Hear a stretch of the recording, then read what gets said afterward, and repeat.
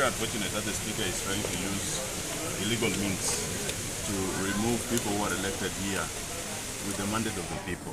We didn't come to this house with the invitation of the Speaker. We are members of this house in a very legal and thorough process as per Article 177 of the Constitution. Standing Order 172(1) says that to discharge a member from a committee, you have to give them notice of 2 days with the reason why you have to. The Speaker does not have any mandate to disband any committee, because the Speaker is disbanding a committee just 3 days after being asked tough questions in the Senate PAC committee. How does it look legally that a sitting Speaker who is being accused of sexual assault has never met the management committee of the House, has never met the audit committee of the House, has never sat down to see how the assembly is being run? 1 year later, when he went to the Senate committee PAC, he was blaming the clerk. This is a Speaker who has equal powers as the governor.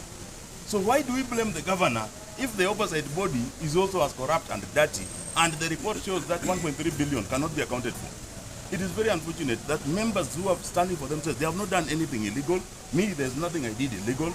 I just went to the Senate PAC committee on the invitation of the Senate PAC committee as a Kenyan to voice what I was being asked.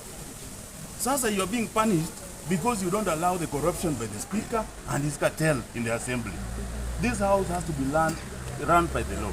There's no way you are going to run a house in a very cavalier manner, then you expect to have order in the city. The governor is having a very free right on doing his own things, but the Speaker, who is supposed to be providing oversight, making the laws and representing the voice of the Nairobians, is now becoming like a youth winger of the government.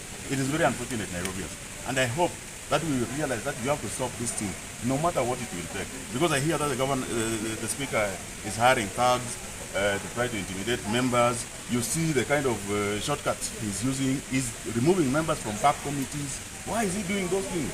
You know, as we love the law. If it was use tags, use rungus, we would use those ones. But we have chosen to follow the law. We have gone to court. And that's why I don't want to speak for myself. I didn't want to make a lot of noise there, because I also, respect the court to provide a very, objective analysis of my case and deliver judgment on that. But I hope that members will realize that we have to fight for the soul of Nairobi.